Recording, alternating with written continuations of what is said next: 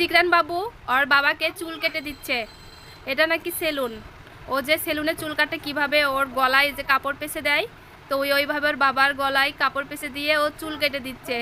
আর ওর হাতে হচ্ছে ওইটা ছোট্ট একটা চাকুর মতো, ওটা দিয়ে চুল কাটতেছে। জিকরান বাবু চুল কেটে দিচ্ছে। ও বাবা, চোখ খোলা রাখবা না চোখ বন্ধ রাখবে, চোখে চুল যাবে তাই না? হ্যাঁ, জিকরান বাবু কত কাজ করে দেয়। হ্যাঁ, লাল হবে।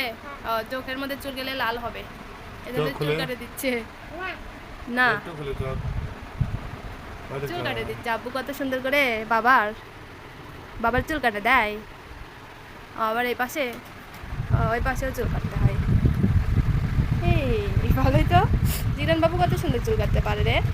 হয়ে গেছে, হয় নাই গাবলা সাট করে দিবে।